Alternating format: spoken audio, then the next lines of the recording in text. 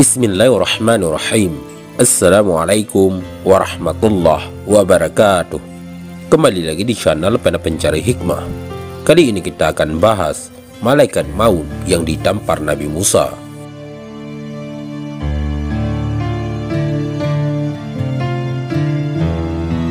Jangan lupa sukai video ini, komen, dan berlangganan, serta bagikan video ini agar bermanfaat bagi semua.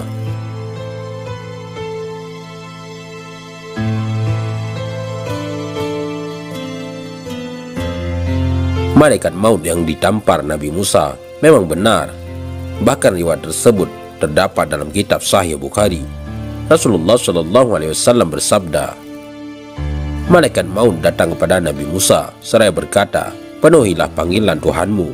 Kemudian Musa langsung menampar mata malaikat maut sehingga menyebabkan buta. Akhirnya malaikat maut pun kembali menghadap Allah seraya berkata, sesungguhnya engkau telah mengutusku kepada seorang hamba yang belum ingin mati sehingga mataku buta.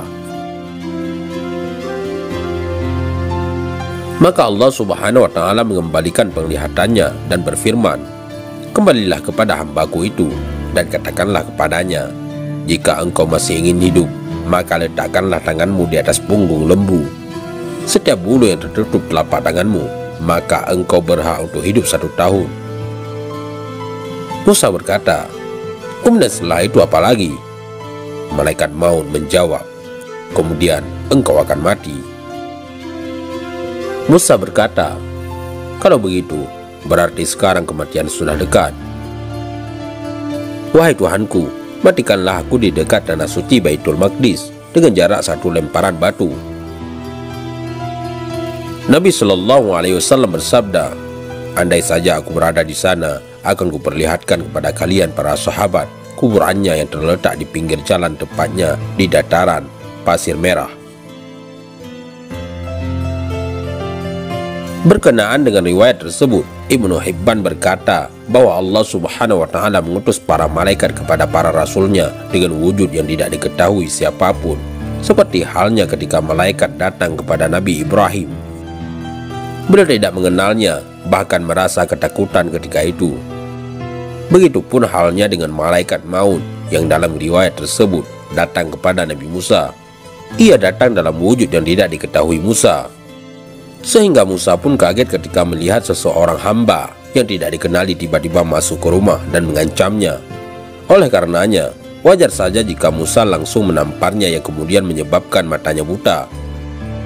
Namun, perlu diingat sekali lagi bahwa pada saat itu Nabi Musa menamparnya, malaikat maut saat itu sedang menyerupai wujud manusia, bukan wujudnya yang asli. Karena beliau utusan Allah yang dijamin oleh Allah, beliau tidak akan berbicara kecuali atas panduan wahyu. Allah berfirman, wa ma yantiqu 'anil hawa in huwa illa wahyu yuha. Beliau tidak berbicara berdasarkan hawa nafsu, tidak lain semua itu adalah wahyu yang disampaikan kepadanya.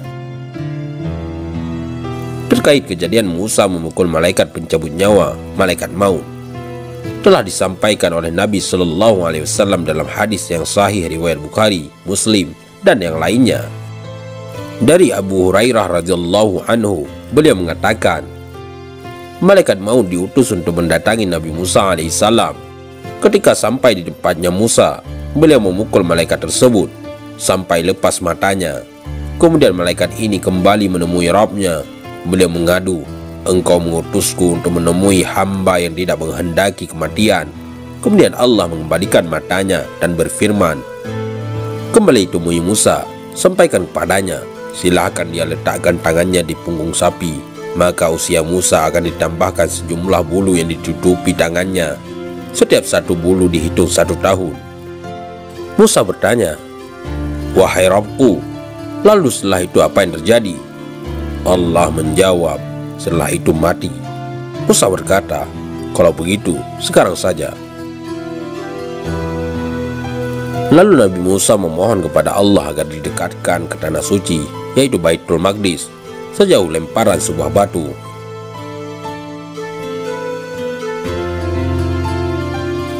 Ulama ahli hadis sepakat bahwa hadis ini valid dari Nabi SAW. Karena itu, sikap yang wajib kita kedepankan dalam meyakini kebenarannya. Selanjutnya, kita akan simak penjelasan ulama mengenai hadis ini. Keterangan Al-Hafidz Ibnu Hajar dalam Fathul Bari, Syarah Sahih Bukhari. Ibnu Khuzaimah mengatakan bahwa sebagian ahli bid'ah mengingkari hadis ini. Jika Musa tahu bahwa itu malaikat, berarti Musa menghina malaikat maut. Jika beliau tidak tahu bahwa itu malaikat, mengapa Musa tidak dikisas karena telah merusak mata orang? Jawaban untuk pertanyaan tersebut, bahwa Allah tidaklah mengutus malaikat maut untuk menemui Musa agar dia mencabut nyawa Musa ketika itu. Namun beliau mengutus malaikat maut kepada Musa untuk menguji. Sementara Musa memukul malaikat maut karena beliau melihat ada manusia yang masuk ke rumah tanpa izin.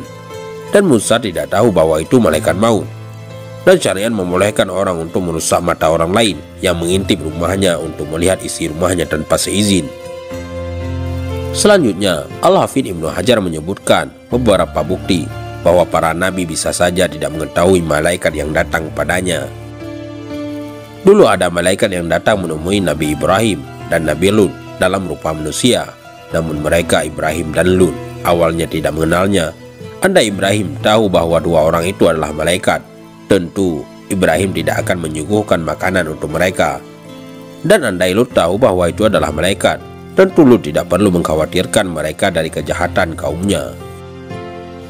Al-Hafidz Ibnu Hajar juga menyebutkan alasan yang lain untuk menjawab mengapa Musa memukul malaikat maut. Ulama yang lain mengatakan Musa menampar malaikat maut karena beliau datang untuk mencabut nyawa Musa tanpa memberikan pilihan kepada Musa. Sebab disebutkan dalam riwayat yang sahih, para nabi tidak akan dicabut nyawanya sampai dia diberi kesempatan memilih untuk mati atau tetap hidup. Karena itu, ketika Musa diminta untuk memilih pada kesempatan yang kedua, beliau mau menerimanya. Berbeda dengan alasan yang disebutkan An-Nawawi dalam Syarah Sahih Muslim karyanya, beliau menyebutkan beberapa alasan mengapa Musa menampar malaikat maut hingga copot matanya. Tidak mustahil jika Musa alaihissalam telah mendapatkan izin dari Allah untuk melakukan tamparan ini, dan itu sebagai ujian bagi yang ditampar, dan Allah Ta'ala melakukan apapun terhadap makhluknya sesuai yang dia kehendaki, serta menguji mereka sesuai yang dia inginkan. Sehingga intinya, kita wajib menerima kebenaran peristiwa ini. Mengenai alasan dan hikmahnya, kita kembalikan kepada keterangan para ulama. Mudah-mudahan ini semua bermanfaat. Assalamualaikum warahmatullahi wabarakatuh.